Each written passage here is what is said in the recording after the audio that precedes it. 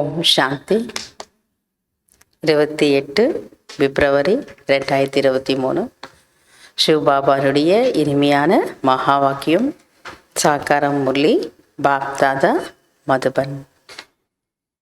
ஓம் சாந்தி. இன்றைய முரளியினுடைய கேள்வி பதில்கள். முதல் கேள்வி: தந்தையின் ஞானத்தின் மூலம் என்ன அதிசயம் ஏற்படுகிறது? தந்தையின் ஞானத்தின் மூலம் என்ன அதிசயம் ஏற்படுகிறது அப்படின்னா, பாபா சொல்றார், தந்தையின் ஞானத்தின் மூலம் ஞான பரிகளாக ஆகின்றோம். தந்தை கொடுக்கக்கூடிய இந்த ஞானத்தின் மூலம் என்ன ஆயிடுவீங்க? ஞான பரிகளாக ஆகின்றோம். பரின பரிஸ்தாக்கள் இல்லையா? அழகான ஒரு தேவதை. தந்தை கொடுக்கக்கூடிய ஞானத்தின் மூலம் ஞான பரிஸ்தாக்களாக ஆகின்றோம்.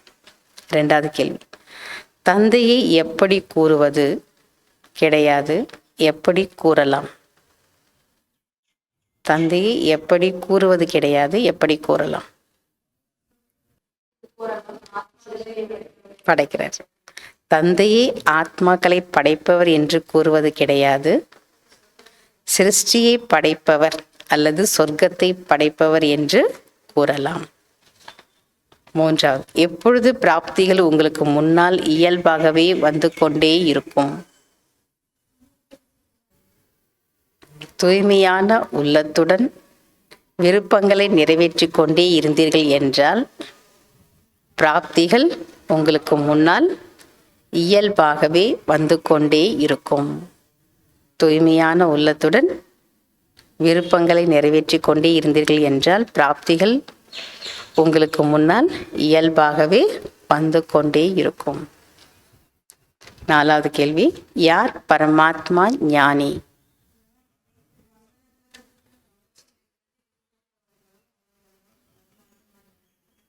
யார் அனைத்து பந்தனங்கள் மற்றும் கவர்ச்சிகளில் இருந்து விடுபட்டு இருக்கிறார்களோ அவர்கள்தான் பரமாத்மா ஞானி ஆவார்கள். அஞ்சாவது கேள்வி: தூய்மையின் பலம் என்றால் என்ன?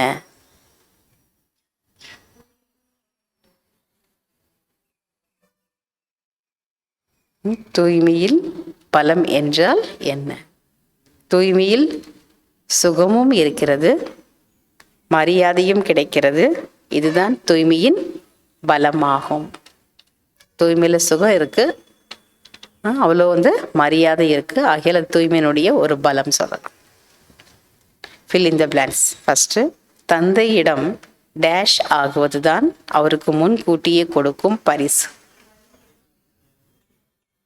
தந்தையிடம் பலியாவது அல்லது அர்ப்பணம் ஆகுவதுதான் அவருக்கு இன் அட்வான்ஸ் கொடுக்கும் பரிசாகும். இரண்டாவது, சர்வ வியாபியாக இருப்பது டேஷ் தான் ஆகும். சர்வ வியாபியாக இருப்பது 5 விகாரங்கள் தான். மூன்றாவது, குமாரிகளிடம் அல்லது கன்னியாசிடம் டேஷுக்கான சாவியை கொடுத்திருக்கின்றார். சொர்க்கம் என்ற பரிசுக்கான சாவியை கொடுத்திருக்கின்றார். கன்னிகைகள், குமாரிகள் சொல்லலாம். குமாரிகளிடம் டேஷுக்கான சாவியை கொடுத்திருக்கின்றார். சொர்க்கம் என்ற பரிசுக்கான சாவியை கொடுத்திருக்கின்றார். நாலாவது, சத்தியுகத்தில் வம்சாவளிகள் டேஷ் போன்று இருப்பார்கள். சத்தியுகத்தில் வம்சாவளிகள் மலர் போன்று இருப்பார்கள். இங்க இருந்தா தான் அங்க இருக்க முடியும் இல்லையா? சங்கமேகத்திலேயே நம்ம மலர் போல இருக்கணும்.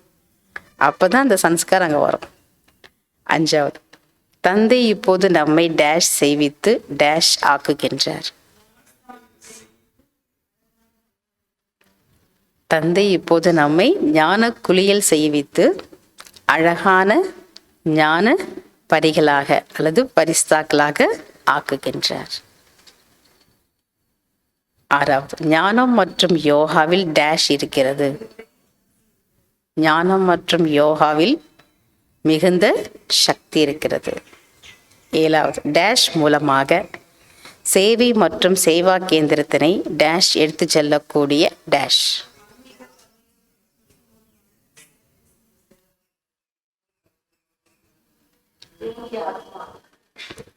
ஆன்மீக கவர்ச்சியின் மூலமாக சேவை மற்றும் சேவா கேந்திரத்தினை ஏறும் கலையில் கொண்டு செல்லக்கூடிய யோகி ஆத்மா ஆகுங்கள். அச்சா. ஓம் சாந்தி. தேங்க்யூ பாபா.